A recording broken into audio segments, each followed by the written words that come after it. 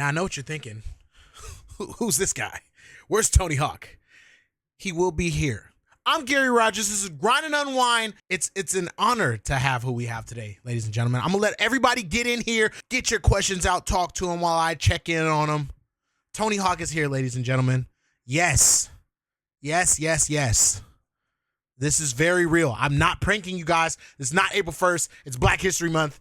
I got y'all. He's sliding. Without further ado, man, one of the most legendary, super legendary, but also approachable, you feel me? Good people that has helped me get here. Doesn't even know it like that. Help me be here. I'm very happy. The man, the myth, just absolute legend. Tony Hawk, ladies and gentlemen. Oh! What's up? Birdman! Birdman! Wow. Let's go! Where are you coming from? W's in the chat for Tony Hawk, man. It's real. This is not a fake video. My man's is here, chilling. How you doing, family? Good. How are you? I'm doing good, man. I can't complain. I'm very thankful that you're joining us on Grind and Unwind, this new show that we're doing on Twitch XGames every week, Tuesdays and Thursdays. Quick promo just to get it off. But, bro, how literally are you? I'm good. I can't complain. I've been super busy. Just got back from Australia. We did a little birdhouse tour there.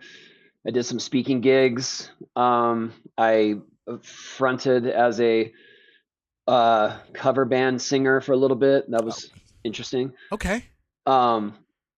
I mean, it was very busy. And then I came home and I'm in the mountains with my wife snowboarding. That's why I purposely put my snowboard in the background. It doesn't usually belong there. So you're doing a lot of side quests right now. Like that's what you on right now. Side quests. My boy, sure, yeah. My boy said he front man and cover bands and all that, bro.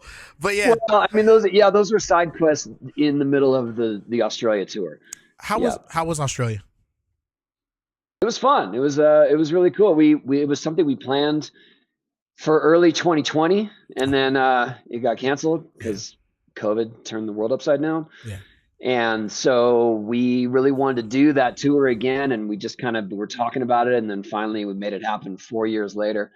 But we brought the whole team down there, and then I was doing some speaking gigs in between. We were doing demos at public skate parks, and then the whole thing ended with a giant party concert demo inside a club in Brisbane where they built a half pipe inside a club. I was at the house, Tony. It was pretty wild. I was at the house. What's that? I was just at home. You could have let me come, bro. That was pause. You could have let me show up. That would have been a good time, dog. I would have loved that. That sounds amazing. Dang, I don't know. I thought I called you. Nah, you didn't. What happened? I be having my thing. I got you on that. You know how you got the new silence when it says. I think you were starting this jam right here. So I think you were busy doing this. You quick with the excuses. I love it. Hey, did you guys actually stop by that new park that they just built out there? There's like a new plaza, I think, in Sydney. Or what side of Australia did you go on? We went to Sydney, Melbourne, and Brisbane. The only park we went to in Sydney was the Sydney City Skate Park, which is huge and has pretty solid street area, a bunch of flow balls, and then it's got like this crazy park set up with a spine, a square pool, and a lot of vert. And that's where I was hanging out. Okay, well, now basically something I wanted to get into about is, I know you've already talked about it like 100 times, but like battling the injury recently with the femur and the re-break, and then actually having that part at the end of last year.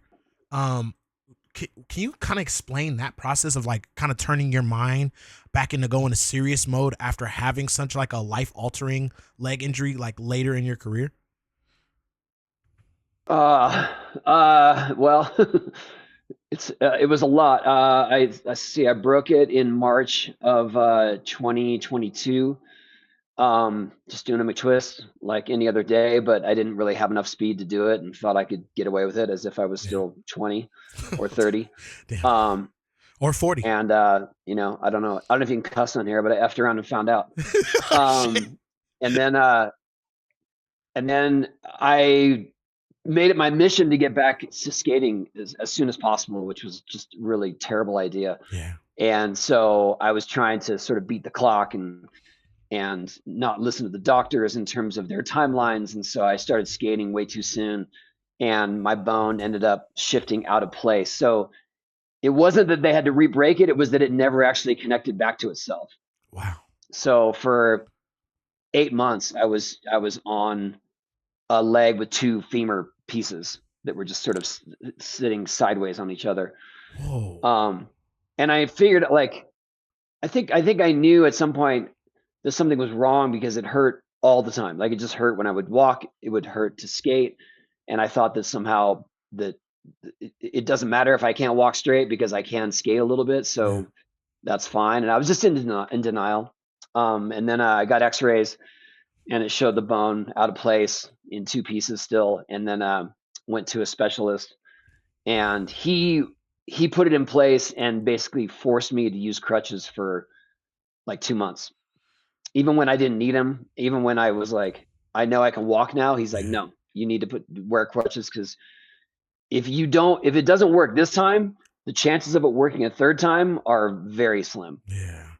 Is it Um, like, well, because so you've been in your body in your element for so long. I don't know how many injuries you've had, but is it harder to listen to these doctors try to tell you like, oh, it'll take this long, when you're like, bro, I've battled crazy injuries and slid back countless times. You know what I'm saying? Like, is that what makes it? Yeah, I mean, well, because that was my experience through all my years. I mean, I broke my pelvis, and they're like, "Oh, you won't skate for whatever it was, 4 months," and I was doing a demo like a month and a half later. Um, and so with that, I just was always sort of beating the odds. But Yeah. I'm in my 50s, and I broke my femur, like the biggest bone in your body. Yeah. So I just I was in denial. I was cavalier in my approach. And then when I finally got better and started to actually feel like it was working, I can't explain. Like, there was a shift in terms of how grateful I am to do this, and it's almost like every ollie, every Smith grind is a gift now. It's not like I take any of it for granted. Mm. So when I'm out there, I can't do all the stuff I used to do before I got hurt, because my body's changed, and it prevents me from doing stuff. Like, I can barely do my usual tuck knee hand plant grab, but at the same time, um, I can still do a lot of the tricks that people knew me for, that I enjoy doing, and I'm just taking it as it goes. I don't know, that's it's a lot, but it's basically like I'm just so happy to still be here. Now, it's like obvious, like you're able to still skate, and with age, it becomes less and less of how gnarly it can get. But like, how is the confidence level with each drop in? Has it been not altered during the injury? Because I obviously, with the part, you see new tricks, you're still getting it in, but is there like a level of caution with each rollout or each pad slide? Like, what's that like now every time that you're looking at Yeah, the I mean, I used to do stuff that would be considered wildly dangerous for someone my age, Yeah. obviously. But I just had it dialed, and I had it dialed for so long that I took it for granted. And I really was way too confident with my approach. And even if things were sketchy, I would still just go for it. And now when I'm not gonna, like, I'm not trying tricks. I'm not doing new tricks unless I'm absolutely confident in a piece of it. Somebody And I'm connects. not just throwing under my feet like a Hail Mary, which you see people do when they're Yeah. young and they can get away with it. But like, I've just had so many whiplashes and issues that I can't take those chances anymore. And I'm not. And so, it's a more conservative approach to skating, but I'm just thankful that people still consider me a pro. Honestly, Oh, I didn't think I'd stop be it. skating in my 50s. Hey. The humble stuff. You know what, Tony? You are everything you want to be. Fanchis, yes, you can ask questions in chat. We'll try to get to them in a little bit. Now, also, Tony, let's kind of like switch gears here, as we are on Twitch, which is like the home of gamers. I always wanted to kind of ask you this personally. Obviously, I'm somebody that got into skateboarding from Tony Hawk Pro Skateboarder. Are you good at the game? Have you ever got to spend like time playing the game, or like was it one of those things where you played the first 2 or 3 and then you're like, this is kind of for the kids and I actually do this shit in real life? No way. No, I mean, I loved the game from day one. And I was always able to finish every version of it without using cheats, without using, perfect balance or anything like that. Fire. I but also I mean, there's part of me that's like, I enjoyed it just because it was a fun game to play, and it represented skating, and I could do fantastical tricks that I can't do in real life. Yeah. But also because if you have a game with your name on it, you better know how to play it. Look, because hey, if you go to one of them conventions and a kid I'm hand in you the the wild controller, and people are like, "Here, bro." Yeah, that's it. Yeah. Has that ever happened? Yeah. What? For sure. Wow. Wait, I was somewhere recently and someone just handed me a Switch with the game, like, "Here, bro. Like, do your 2-minute run." For 1+2? Is that yeah. Yeah. Oh, wow. That's super crazy, yeah. bro. That's the one on Switch. That's so crazy, man. Like now this is my other question. It's like a more of a personal one, is about gaming wise. Now, when I know the game, the game Skate when it came out, right? When EA kind of try to make like a more realistic version of the game, like of skateboarding, like, you know what I'm saying? Which I know that Activision kind of wanted to have a video game, which is supposed to kind of push the envelope for what you're able to do. Skateboarding's supposed to be the thing you're doing outside, but what could you have dreamed of doing is what your game was representing. And then Skate came out and everybody's like, hey, why doesn't the new Tony Hawk's, because Proving Ground tried to kind of go to like a realistic state, but why doesn't all the Tony Hawk's try to now do more realistic skating? Was that anything that you ever tried to ask them to do, or did you just kind of go, hey, this is a video game, like this is this and that is that? I think it would have been a disservice to change up the control scheme on our game that it was already established. Yeah. I mean, people picked up the first game and they picked up American Wasteland, Project 8, whatever else, and they knew exactly how to play it. And if we switched that up on them, that would be confusing at best. But also at the same time, is like, we're not going to try to copy someone else. So I'll tell you what happened when Skate was released. We were on to, what was it? I think it was Proving Ground. Yeah. We were about to work on a new one.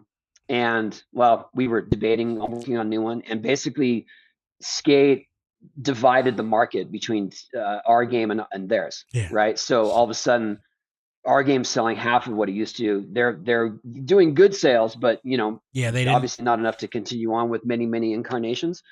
And Neversoft just felt like they weren't inspired to do something outrageously new to combat that, or to shift gears. And so, and Neversoft actually gave up altogether anyway after that. But they had a good run. They did Guitar Hero, they did Gun, they had so many good games. Oh, they killed it. Everybody that was in Neversoft building is for sure driving in Urus's past you in Los Angeles, going to that gas station that costs $7 a gallon without even caring about it. They did their damn thing. Now this is another question in the gamer world, and then I'll get back to real life, is I always wanted to, I had this wonder, how successful was Underground? Because for some reason, even though it did all the bestsellers at GameStops and all these things, and it had this really big cult following for it, why did it never get a revamp or a reprint? Was that one of the games that looked bigger to maybe people that skated or people that were following that story versus how 1, 2, and 3 did? Or what was the deal with that one? No, it did well. I mean, Underground 2 were huge successes. It was just that I think they kind of reached the end of what they wanted to accomplish with Underground, especially with the sort of prank aspect and things like that. Yeah. And that's when they moved into what was it? American Wasteland, right? Yeah. Yep. And also American Wasteland was a shift because that one had, even though it was a loading screen, that one you could seamlessly go from one map to the next. Yeah. Which was a first. Yeah. So that was a big selling point. But yeah, I mean, I think that I do hear that a lot, that Underground is a favorite. I think it's also depends on what age you got into video games at. Do you know what I mean? True, Because some true. people got like that's when they found video games, is when we had Underground out. Other people were already into video games by the time the first THPS came out. So Yeah. I feel like there's a little bit of that. Okay. That's super fair answer, actually, by the way. Like, I guess I never really analyzed that because I was one of those people that was like, what happened to like this underground appreciation? It felt like that was the game. Like, storyline, everything, Thug 1, Thug 2 just felt like, whoa, like this is where it should go. And then obviously, I think during American Wasteland, the Jackass crew gets involved, right? There's like those secret characters for that one. Right. And it kind of is like taking this other pitch. So, I mean, I just always had that in my mind to ask you if I did have the chance. Now, I kind of want to switch back. Oh, hey, if we got the chance to remaster it, I'm all in. Hey, I'm you not heard the it one holding first. any of that up. You heard it here first. Hold on. I got some sound effects here, Tony. I got to press something. Where is it at? God damn it. I don't know my sound effects. Oh, Damn, son, where'd you find this? it doesn't matter. That one works. It was damn son. Where'd you find this? Look, if we could get it remastered, we will. Now I kind of want to switch back into real life. How many skate parks has the skate park project built or been a part of and or revamped? I think we're about at 700 now, which we helped. Like, we can't take full credit for them, but we definitely helped the process, gave them funding, gave them resources, and all the info they need. You're our savior. You said 700. Oh, it's the work I'm most proud of, for sure. Tony, I want you to tell the chat and these kids how many skate parks existed when you first skateboarded. When you first started. Wow. When I first started skating, that's when the boom of skate parks was happening in the 70s. So I would venture to say maybe there were 40 or 50 skate parks. By the time I really fell in love with skating and was doing it all the time, there were 3 in the US, across the US. It was lean times. Oh, Jesus. And But I got lucky that honestly, that's why I started the skate park project, because I got lucky that one of the few skate parks that was open was in my town. Yeah. And so I spent every waking moment there that I wasn't in school. And it was never lost on me how lucky I was to have that place of belonging and community. And, it wasn't about just training grounds. It was more that I found my identity and my crew there. Your place. And when I had a chance to do something to affect change or give back, the first thing I wanted to do was to provide skate parks. Wow, man. 3 to 700, and or you like you say, you don't want to take full credit. Maybe 3. I mean, it was basically Kona and Del Mar Skate Ranch. Those were the parks. That is insane. Oh, Smoosh Kid said the Snoop Dogg of skating. What a G. Damn near. And that's why he's in the Black History Month tier of guests. Because yes, and it's all fine. We already I'm honored. We've been accepted you, Tony. It's all good. You feel me? Hey, I appreciate it. I know you don't think about Save it. me a plate. Hey, look, type shit at the cookout. You know I got you, but you can have shit. You just can't have my chicken. I'll give you some other chicken. You can't have mine. Listen. Okay, fair enough. But now, this is like something, and a lot of people know your story. You get into skateboarding young. It was like you and your pops are like throwing these contests and doing these things. There's kind of like, it's like frowned upon, which has always kind of threw me off now that I've gotten older, that you like dealt with all that. And then you kind of like go through this resurgence, bro. Like you go through this thing where it comes from you're doing bagel bites, you're doing these commercials, you're doing yada yada, this, that, and the third, to now it's like every skateboarder is chasing that idea of like, you can do a snack and you can do this commercial and you can be a hero this way. Are you happy to see that skateboarders are kind of like on a grind to get it and like not feel like they can't do anything like how it was back in the day? Like, are you like kind of appreciating seeing? I mean, I think they're athletes, with talents the level of any mainstream pro athlete, and put their lives at risk on the daily. So they deserve everything. And if it means making a living with corporate sponsors, so be it. But all these sponsors like Bagel Bites. I used to buy those for my kids. Like that was not hard to decide to do that campaign. You know what I mean? I still buy them. I literally still buy them. I went to his house. No, son, chat. This ain't fake promo shit that he's under something. I swear to God. I went to the crib, went in the freezer. Bagel Bites was in that. I got video evidence. True story. I never show it. But I'm saying, I'm telling you. Did you really shoot video of it? No, I don't think we did. I think we took a picture when you pulled it out. I think we did. But okay. It happened. So, another thing. I'm just saying, I'm not trying to focus just on that. I just mean like, no, I know. I got to do these things where of the products that I did believe in, and that they were true. And some people don't hold those same values, or maybe they don't feel like, oh, I can't promote whatever this is because of this and this. And I definitely have denied some promotions because of those same reasons. But at the same time, like I was definitely the guy, like when that came out, Bagel Bites, like people would yell Bagel Boy at me at skate events. Yeah. And that was not a compliment.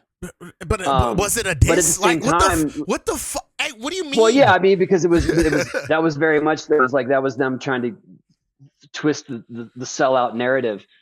But at the same time, I had already been through so much with my skate career. Like I was an outcast skater when skating was an outcast activity. I know, bro. So I already knew how to wade through the haters, and that was never going to deter me from skating because I loved it so much. Like it didn't matter that pro skaters were saying bad things about me in the magazines. Yeah. I didn't care because I just loved doing it. And so when I got to a place where suddenly it was more high profile, and people who casually skate or don't skate have opinions or insults, it didn't matter because it was just like, I've already lived through all this. And then in the advent of social media, it was like a third stage of all that with all the hate. And I was just like, oh my God, I've already lived through all. People used to say stuff to my face. Yeah.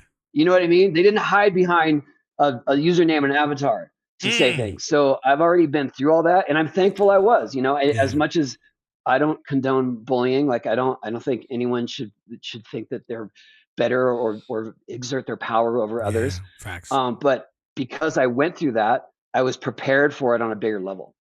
Wow. So now this is two things, since you just answered that question I wanted to get in. One, what was the biggest, if you can or can't say, biggest thing that you had to turn down just because you didn't believe in it, that somebody offered you? There've been a few. There was a giant skate tour promoted that was sponsored by a cigarette company that I chose not to do. Yeah, there you go. And they got money. And that was at a time. That one was. I mean, it wasn't hard to turn down, but it came at a time when I wasn't really making much money, and I was like, oh. Damn. Why'd it have to be that? Why? Yeah. Why do I have to be like logical right now? Like, why do I have to have sense in me? You feel me? Yeah. I mean, it was in a foreign country. It would have gone unnoticed for the most part, but I just couldn't do it. That's good, man. See, Tony Hawk got morals, man. It's not always about the dollar. It's about the purpose. If I'm buying the stacks for my kids, you best believe I'm gonna be doing these Bagel Bite commercials. Now, another thing is, Tony, is like, here's like the thing that another question I really want to ask you. So this is something I need to hear from you. It's about the athlete question. I look at you, and honestly, Tony, like for real, you already know, bro. From the first time we met, I cried. Damn. Okay. I was at Woodward in tears.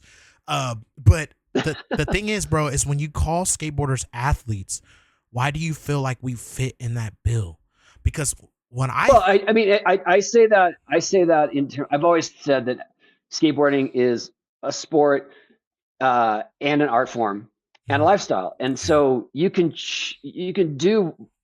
lean into whatever version of that it is, but when you're talking about big competition, people performing at the highest level, exerting physical prowess, that's a sport. You know what I mean? Like whether you like it or not, that is the definition of a sport.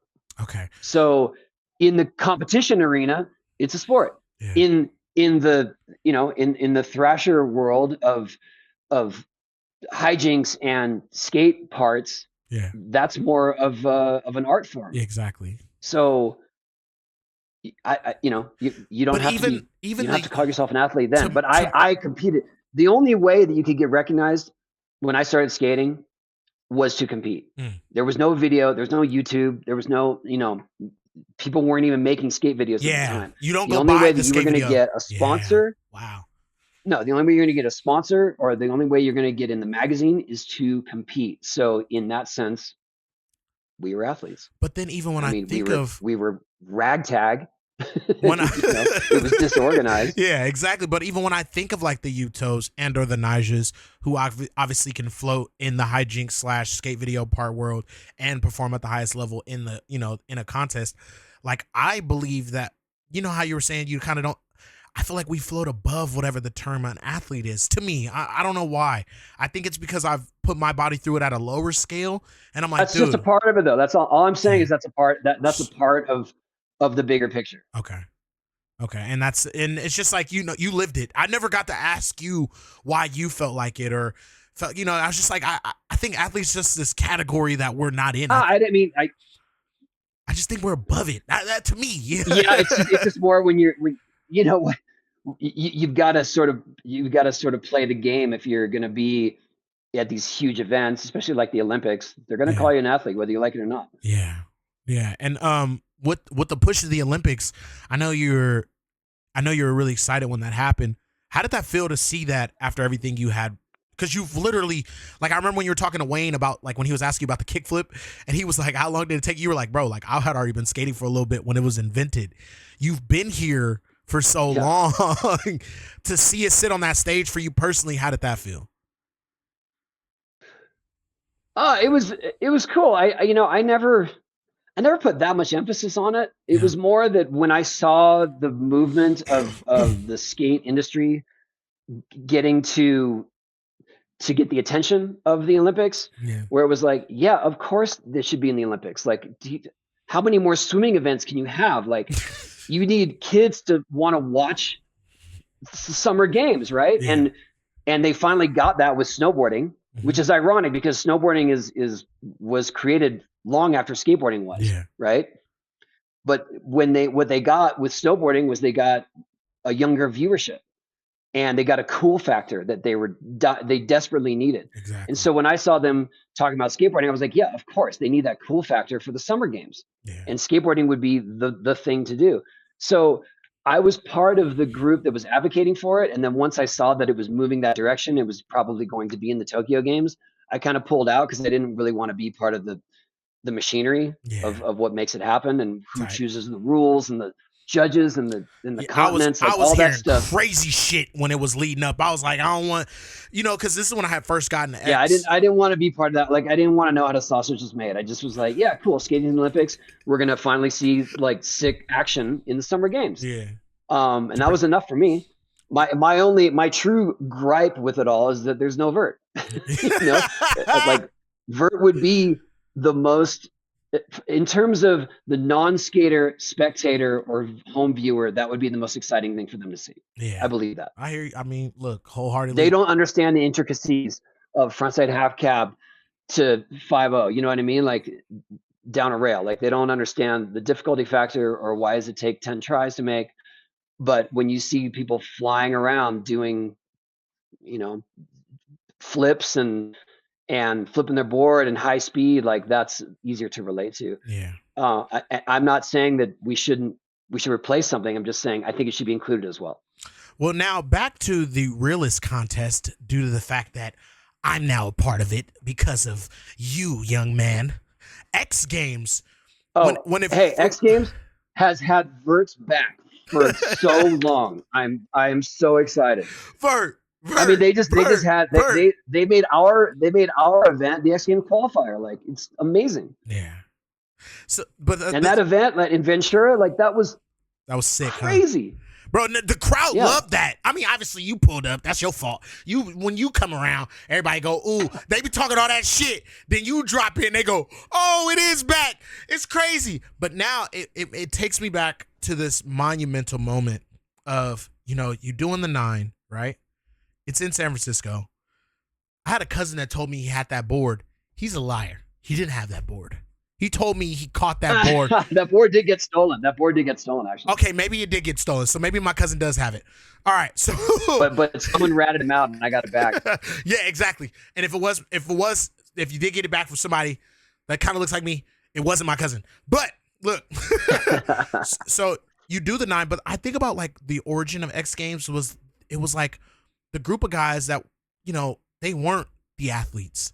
These were the guys that were like, here's our time to present our best thing for the day on television. Yeah. It was like you guys were just creating gods. It felt like it was the Anybody's, you know? Even though nobody could do it, it was just the Anybody's were finally being highlighted in contest form. Were you a part of the process of the first build of X Games?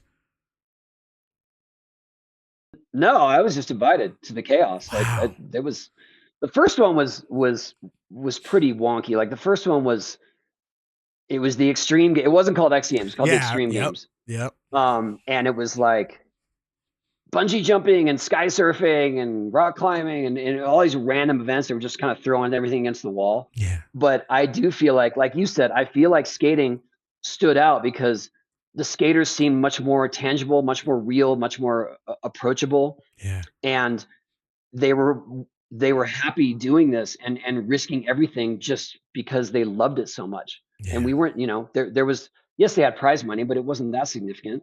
And then once they started sort of weeding out all the other random events that they're putting into it, it started to really find its way. And then that's when it just took off. And so I would say like 97, after 97 is when X Games really came into its own.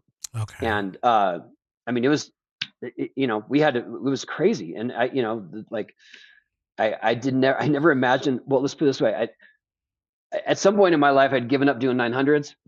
Mm-hmm. And I broke my rib doing it when I thought I had it. And so when that day came around, I had no plan to try it. But because I made the trick I planned early in the event, I just started trying 9s because it was like, well, that would be the next best trick that I have in mind. Are we talking about the day you actually did and it all came together. Yeah, I mean, that day. And that was, that to me, like that was, it was a huge moment. It was probably my biggest moment in competition, but also that year marked 20 years of competing for me.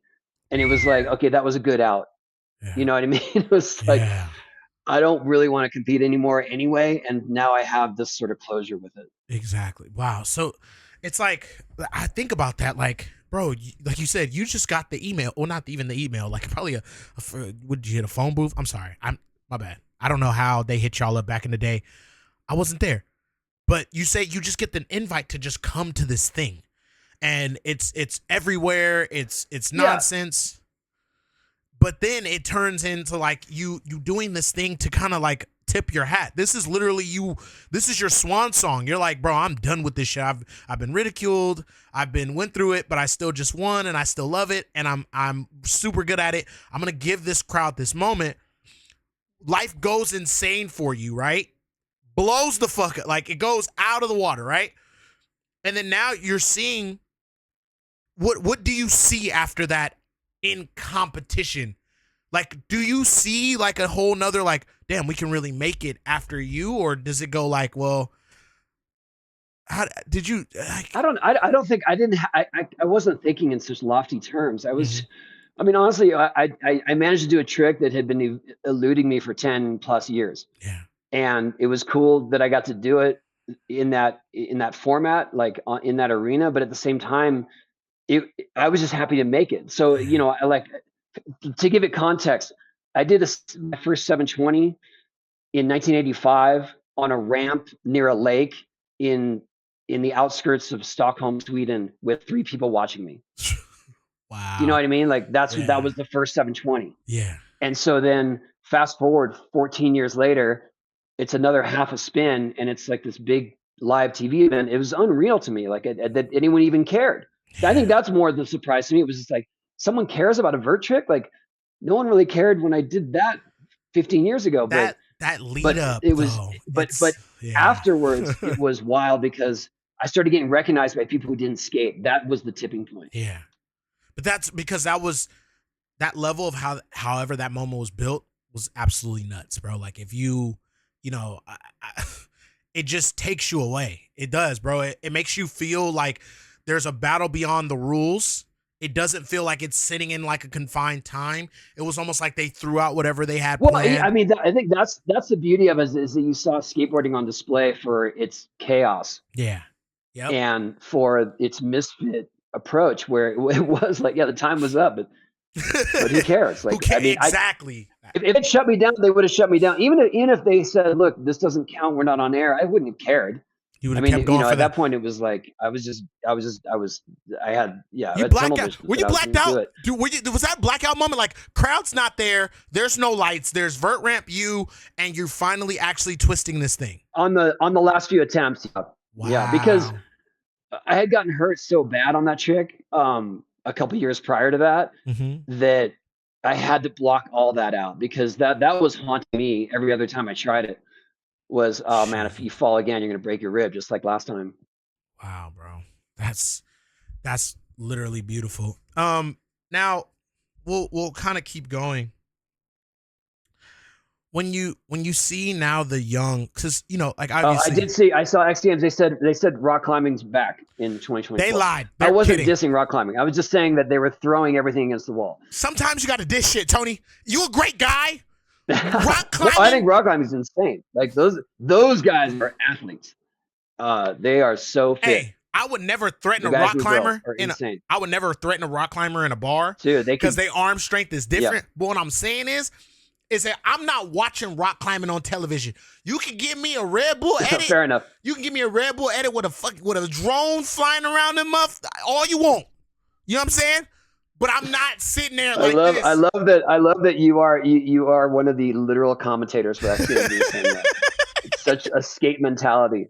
Only a skater would have such the gall. I love it. Thank you for that. I apologize. It's just true. I can't watch rock climbing on television, Tony. Like, okay, let me ask you this, since I don't want to be by myself. Would you watch rock climbing on television? No, I don't watch anything. See, that's what I'm saying. He with me, chat.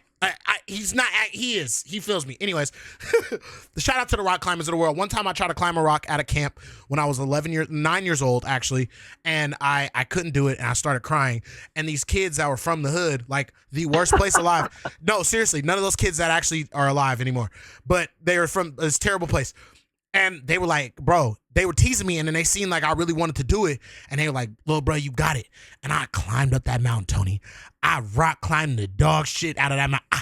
I got up there. So I got a respect for rock climbing. You feel me? Because I won the hood over with this day. You feel me? I really did. This is like a real story. Were they backing you when you finally made it? When I got up the hill, I was in the hood. It was the wrong thing. I didn't know that I was getting initiated in some shit, but by going up a mountain. But when I went out to the Taco Bell on the 3rd, I was good. All right, nobody could touch me. But anyway, shout out to that. I kind of want to move forward. Now, your street era was during like a short window of when that was all changing, so you went towards that. But then you have this son years later that gets into this street thing, and he's magnificent at it. All right, his name is Riley Hawk, chat. Where was the thing where, who did Riley skate with to get that good? Because you're the master of one craft that he doesn't, and can he skate vert? 2 questions. Who was he with? Okay. Well, originally, yes, he was skating with me. I'd like to think I taught him the basics. Mm-hmm. And then he started skating with his crew in the area, which we lived in North County in Carlsbad. Okay. And there were a couple kids went to Carlsbad High, junior high. So he was skating with them. I mean, and also, I mean, think about it, like Carlsbad High and Valley, like those are spots. Yeah, they have all. So they spots. Would go there after school. They would go to school there and then go there after school skate and get kicked out. Strange. Imagine existence. Doing all your homework and then getting kicked out after school. Yeah, but also, and I would try to take him with me on the road, and just sort of expose him to different cultures, but also different terrains and stuff like that. So yeah. He was always very versatile. But I do remember the moment where I knew I couldn't teach him anymore, and it was we were skating in my warehouse, we used to have this pyramid with a ledge going across it. And I think we were both doing frontside tail slides. And he said, Dad, how do you do a frontside kickflip to tail slide? And I was like, Riley, I'm honored that you think I can do that or that I can teach it to you, but I can't do it. Yeah. And then I think he did a little one right after that, like figured it out on his own. And then it was like, that's it. He's on his way. Yeah, no, 110%. That is, bro. So, let me go over here. TikTok, we're watching. I know you guys think this is pre-recorded. We see you guys in chat. You know what I'm saying? We understand. You come over to the Twitch and find out this is very live and very real. We're live on both. So I know you down it. You like, oh yeah, we saw a documentary. What's going on? Razor Crew, Cole, how y'all doing? Turnstile, CJ, shout out Turnstile. You feel me? I'm gonna just read a couple of y'all chats, let you know it's just not a pre-recording. We actually delivering to y'all this live, talking about his great son that actually rips. Someone's shouting out our Hog vs. Wolf podcast. Thank you. Oh, yep. Shout out to the podcast. Honestly, Hog vs. Wolf. Yeah. So the people's getting in chat, you know, and then now I kind of obviously getting, you know what I'm saying? I don't want to keep you forever, but I got a couple more questions, Tony Hawk. Actually, I got a statement. Don't ever say it's your last anything. I feel like you could still just do it. Man, I have to. I'm very thankful to have closure on a lot of the stuff that I've been doing. I know Tony. people think that I'm whatever, that I'm crying wolf or whatever, but I can honestly tell you, after that last video that I made, the exhaustion and the mental torture that I went through to try to get it done is not something I want to relive, and it's not something I'm not gonna revisit. I'm really happy to have that out there and have it be done. I'm still skating. Like, I know. you know, if someone turns their camera towards me, I'll do a trick or something, but I'm not filming a whole video part. I feel you. You don't want to just at 60 just see what 2 minutes? No? Okay. No, Dude. it's fine. It's fine. You've done enough. I'm sorry. 700 tell you skate what. parks, a 900. Garrett, Go When ahead. you're 55, hit me up. Tell me how you feel. All right. I'm going to call you. Look, Tony, look, I barely got I only got kid parts now, and I ain't even close to that age, so I gotta tip my hat and know where I sit. You know what I'm saying? So look, check this out. I think the best part about that is like you said, you kind of get to know that like you're checking these things off for yourself. You're at an age where, sorry to talk about your age, but you're at a point in your time where you've realized, like, I've done all these things. Like, you know, I don't want a 900 again. I don't want to film another part. I'm just finally gonna enjoy the craft that I do. And is that Yes. And you saying it's based off exhaustion and pain, basically? It's just like, No, it's more like I feel. I mean, obviously, after breaking my leg, I am much more aware of the risks at hand of what I'm doing. yeah, But I'm also at an age where I feel like I can have closure. Like, I still can do these things, but I am lucky enough to know that these things are obviously not forever, yeah, and that I can maybe do my last ones. It's kind of like, when does a basketball player know it's his last slam dunk? yeah. He probably doesn't, right? Vince Carter But- knew. Vince But I Carter. can. Vince Carter knew. He tried to Okay. dunk one game, like from where he always dunked from, and he had to switch it to a layup. And I seen him retire in his eyes. No one else in the world saw Vince Carter retire, but me. I was like, But was he like, didn't get the pleasure. He didn't get the pleasure of doing that last one, Yeah. knowing it was his last one. Yeah, wow. And that's what I'm doing, because I can. That's it. I mean, it's really just more. It's more selfish, just for me. Like, Yeah. you know, take it or leave it. If you don't want to see it, you don't have to see it. Yeah. But it means a lot to me. And I mean, I'm kind of done with the last time of all these things. And it was very cathartic. Yeah. Damn. I'm sorry. I just didn't want to hear last nothing. But it's okay, Tony. I'm not mad. Yeah, I mean, like, I'm heartbroken. I'm gonna messed up. I'm gonna need therapy, but it's not your fault. That's not your responsibility. You got other stuff going on. You feel me? So that's cool. But I'm just saying, look, You're not supposed to please. Well, you know, everybody. on any given day, you can find me on my ramp. I just might not be. I won't be doing Some bullshit. I got you. certain specific tricks. I got you. You ain't So I bullshit. don't walk away, or so I don't have to crawl off the ramp. So you can walk away. and We get it. cower in pain. You want to turn off the lights on your own, not from a wheelchair or somebody carrying you That's out. it. Thank you. got That's you. it. Yes. So now, it kind of floats into the moment from your part when everybody submitted clips. What was that process like for you to see all your same homies from your childhood, you know, pal days, to be able to still, you guys are all still that's at a good this question. level with this. Like, how did that feel? Yeah. Well, I'll tell you how it started was when I was trying to figure out what song to use for that video. Yeah. I realized that the very first skate video ever made was this video called Skateboarding in the 80s. It actually precluded Bones Brigade videos. Oh, It wow. was Stacy Peralta's like first test of a video. Okay. So it was, and it included, and I was the first skater in it. What? And it was that song. So I Whoa. used that song that was the first skate video. I was the first skater in it doing indie air at Del Mar. And then it was Cab, McGill, and Roddy. We were the only people in that video. It's like 7 minutes long. You can find it online. Jeez, It's bro. called Skateboarding in the 80s. And so I thought, okay, I'm going to use that song. I'm going to recreate the first trick, which was an indie air. And then I realized that, well, all the other guys in this video are still skating. Yeah. Cab, Mike, Rodney. They Rodney. can all still probably do a trick or two from that video. So I put the kind of the word out to them, like, would you guys be into doing this? Mike and Steve were in. Rodney doesn't like to shoot video of himself. Yeah, bro. What's up with that, man? What? Hey, what's up? Because somebody said Rodney still is good. So this is what's cool about it. He is, but he just doesn't think his skills are what they once were. And to quote him, he doesn't want to rot in public. So I just said, maybe you just do one trick from the video. And he's like, oh, and he goes, well, you know what? I did a trick for a birthday shout out for someone, for a friend of a friend, like a close friend. Yeah.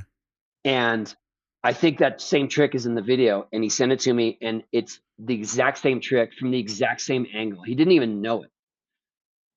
Wait, so he And then did, I was he like, did it again? This is magical. Oh, wait. No, he had this clip that he had sent for someone's birthday that he shot. Like, it's so unlike him to shoot skating, but he shot this clip and he sent it to me. Like, he trusted me with it. And I was like, this is the same angle and the same trick. Whoa. It's in that first video. Like, this is crazy. Yeah, because you played that. You played the And then, original, and then you play the new clip in that video, and then you get all that together. It was pure luck. It was pure luck. Wow, bro. That's it's beautiful. So then when I had that, I had Cab, Mike, and Rodney. And then I thought, well, when people think of the Bones Brigade, it also includes Lance and Tommy. Yeah.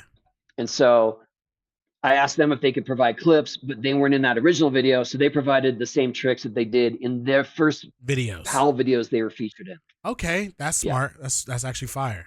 So that thing just flowed together. That was like a good moment of like, here's all of us. Make sure I get my cameo, my features for the album. I mean, it's crazy. Steve Caballero is I think he's 57 or maybe he's 58 now. He did a Caballero. He invented that trick in 1980. It's crazy. Hold on, man. Hold on. No, hold on, man. I gotta give a round of applause for that. I'm playing the soundbite right now. I don't know if y'all can hear it, chat. He invented that trick in 1980. 1980, yeah. In 1980, and did it again in the 2020s, man.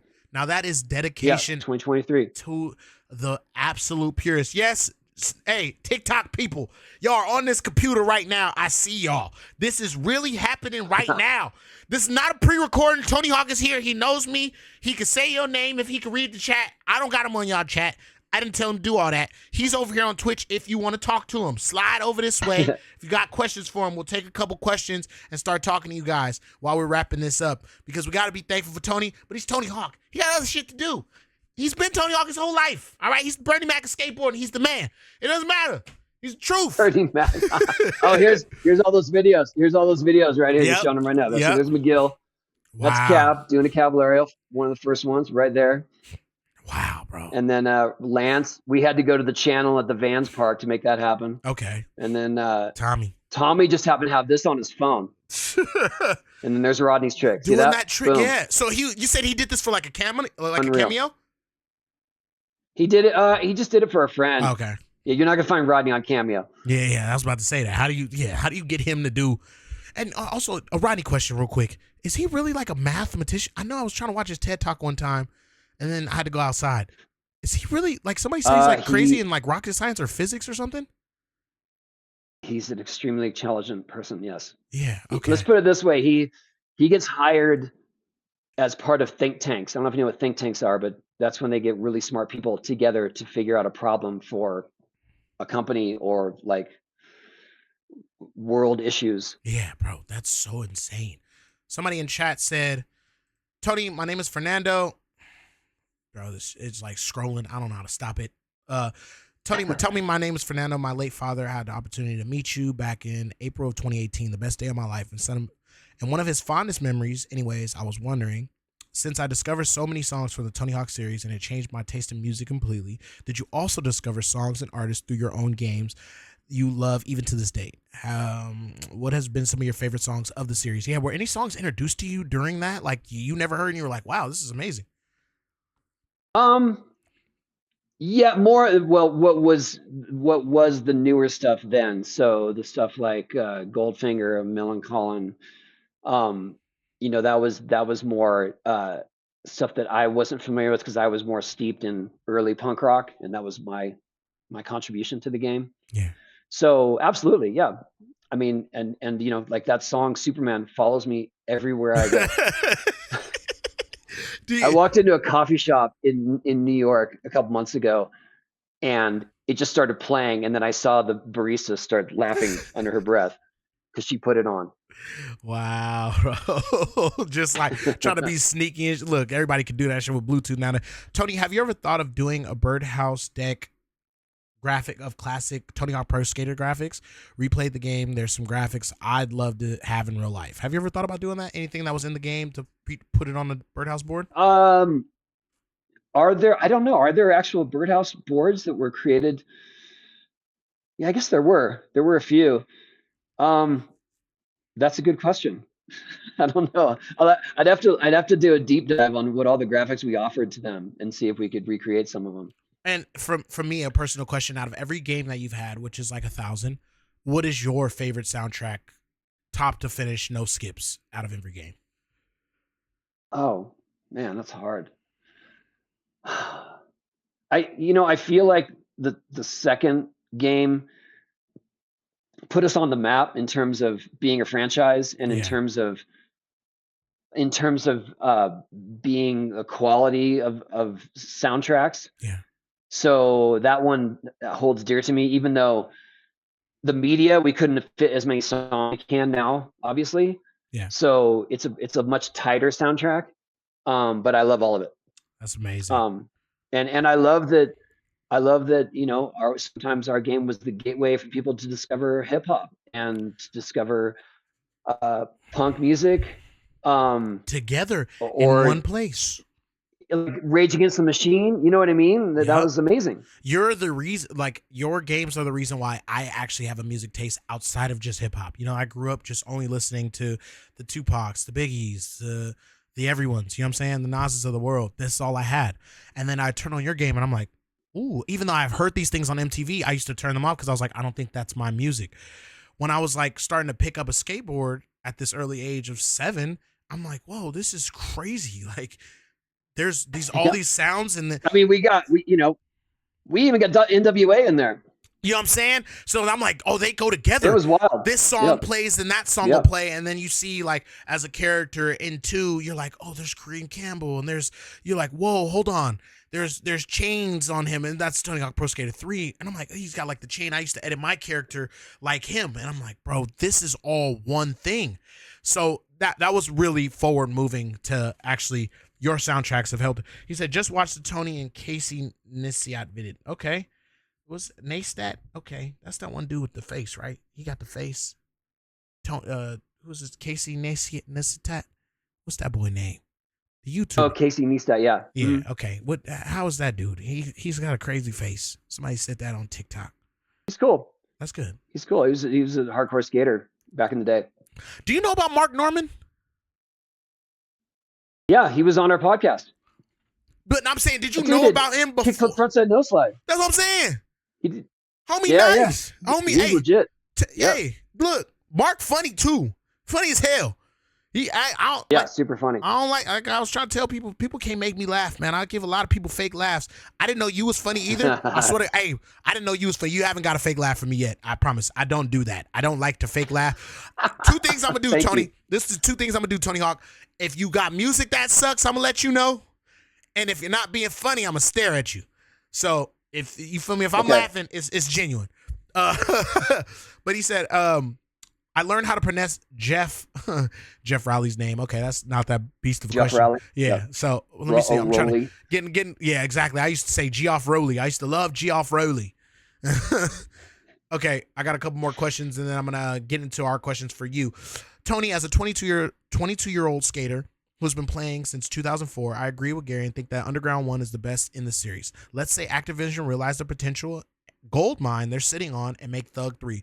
What kind of story would you want to tell, and what part of the game would you love to have influence on? See, they be doing this shit. These kids, bro, they think. That's a tall order. I think 3 would have to be rooted more in modern skating. Yeah. And all of the opportunities and outlets that we have now, because we never explored that, especially with social media. Yeah. Or sponsorships and things. Yeah, we did sponsorships, but I just mean like it's just a whole new world of skating. Yeah. So I would want to modernize it. I hear you, man. That's amazing. But see, look, chat. He can actually answer the questions too. He's not gonna sit here and be like, I don't know, man. It was up to them. He gonna tell y'all what's real. Now, Tony, I want to get into. Did you ever get a Frosted Flakes endorsement? Did they ever knock at the door? No, but in the early 90s, I stunt doubled for Tony the Tiger. So I had to wear this crazy skin tight green suit, and then they animated him over me.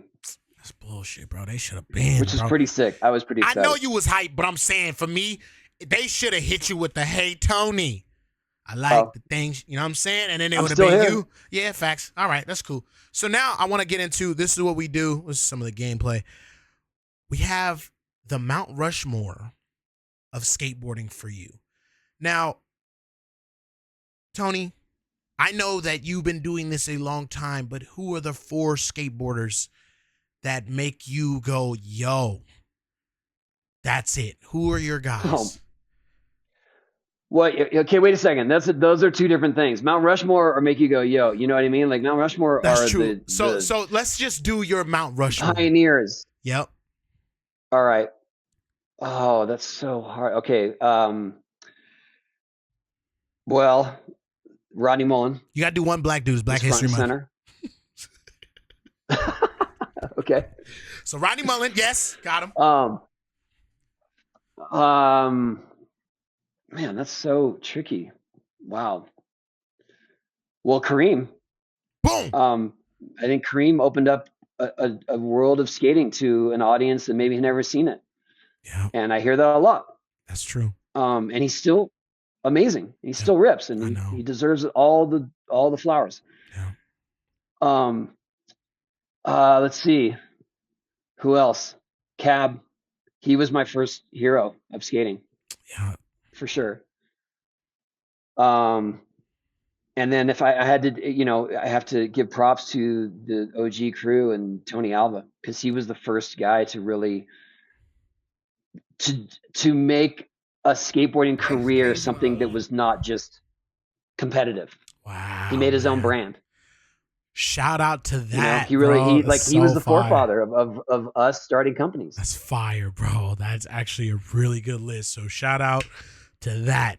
And now I mean, if I can squeeze Gons in there, can you chip him? Nope. It's only 4 faces, Maybe Tony. in between It's somewhere? only 4. Hey, You know what I'll Come do on. because I threw that Black History shit at you? I got you. Shout out to Black History.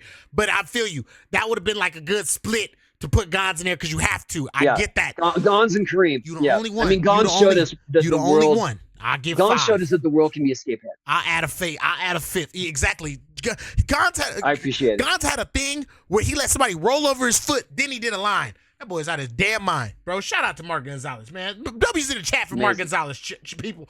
Let's put some W's in the chat for him because the world is actually a skate park. No matter what you build or knobs you put on it, he will shred it because his brain is wired in a way where he's already having fun no matter how serious you are. It doesn't matter. Shout out to that.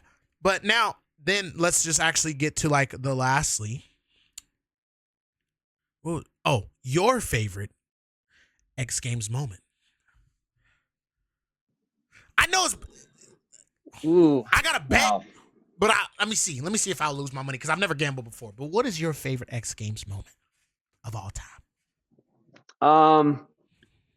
I would say Matt Hoffman, no hand in 900. God damn it! I lost. I would have been broke. I would have been broke. What are you projecting it to be for me? 900. I'm selfish. I just would have been like, yo, this is like the most incredible. Because if I was you, you know. Wait, hold on. I do want to say, like for those days, like for Matt, also, you know, Matt was the first one to ever do 900, by the way. Wow. Matt Hoffman. Oh, wow. First on vert ramp. Wow. Back in the 90s, way before me. But when we're moving up in time and we're evolving as in whatever, as a sport, as a lifestyle, as an activity, Mitchie Brusco doing a 1260 was something that I slept on moment. Still can't believe slept on moment. Like I still can't believe that was a thing that happened. Yeah. Okay. See, because you were realist, just like me. People have no idea of the difficulty, the danger factor. You know what I mean? Like it's something that no one can experience. No one has experienced except Mitchie. And the face that he made after he made it was exactly how anyone would have felt, because it's just like, it's so intense. You don't even get to celebrate it. You're still living in that intensity. Tell him. There you go. Thank you. Tell him that shit. Look, I wish today, I love Mitchie Brusco, by the way. I wish I was a judge, because if anybody else would have scored when he didn't win, I'm sorry. I don't want to put you in the middle of nothing. Look at that. That was amazing. If I would have been in the back room, I would have took my shirt off. Everybody would have I would have Mike V fought everybody. I would have went in on the judges. I mean, look, people don't even realize what they just saw right there. They don't, bro. They don't at all. Unreal. That happened, and it was a slept-on moment for somebody that did something, bro. You're right. I've tried to 360 out of a quarter pipe for a year and a half. I mean, here's the context. That's 900 right there. And then he's going around another 360. Come on, dude. That's Tony Hawk talking, people. Judges, we not getting at you because it's in the family, but you sometimes family argue. Sometimes some people touch your gravy. Well, it's because it's the format of judging, because they judge the first trick. And I know, bro, but what's the first trick supposed to be when you gotta get that dizzy? All them G forces. Don't hate the players, hate the game. I hear you, Tony. You right, and you know everything. I don't got nothing to say. Well, you know, we're gonna actually wrap this episode. What I do is it's called 1,000,000 bars. I put a beat on, Tony, and I freestyle us out. You know, I'm not asking you to rap, but if you get in the mode, bro, I ain't tripping. Go ahead and spit some bars. But I do the things that go in the chat, and then I say what's going on. You don't gotta rap, Tony. For me, it's just you. I'll be your hype man. All right, for sure. Good. I'm gonna get this beat. I'm gonna get it. Oh, if I had a chalice, I would use it. He got the drink. He got the Little John cup. Chat. Can y'all hear the beat? Let me know if y'all can hear it. It's made by I Forgot 97. He produces all the beats for the show. Yeah. Yo. I'm with the GOAT. Greatest all time, so I spit a rhyme. It's Black History Month, but it's Tony time. Shout out to everything you accomplished. Shout out to all the games you made for us. You got me into skating just cause I hopped on the 64. Now I'm sitting in this chair talking to you, you the bro. Can't believe I made it, yo. What I came from wasn't supposed to make it. And now I'm sitting here with actual greatness. Tony Hawk Underground 1. It should have had a remaster. It's 2 and done. It's the freestyle, so it's coming off the dome. If I make some mistakes, chat, please leave me alone. Hey, I can spit all day, shooting like an AK. When I get on my skateboard, man, I don't play. I kick, push, no loop. I do it just like Tony. 900, 900, 900, 900. Hey, that's like what Mitchie BRUSCO did. That was a slept-on moment. Best believe Mitchie is the ish. Shout out Birdhouse. I need to get a board, hang it on my wall. Man, I ain't bored. Hey, what are words at in chat? He said the shit was trash. I don't care, you make the beat, and man, the beat is ass. But I'm still going. Said I'm still flowing. Shout out to the Birdman, not stunning. You already know it. Put a B up in the chat. I'm done with the freestyle. Tony ain't got a rap. That's that. Yo, Grind and Unwind, episode 20. Tony, thank you for your time. Everybody. All right. See you at XGames. See you at XGames. Summer. Yo, appreciate you, Tony. I'm going to get up out of here. Grind and Unwind, episode 20. Everybody put some W's in the chat for Tony Hawk. TikTok you guys. Kids. Thank you. Put them in the chat, man. We gonna get up out of here. I appreciate all y'all. Have a good night. Be safe. If you got a clip, you better do it. You better land it. I swear to God. Peace.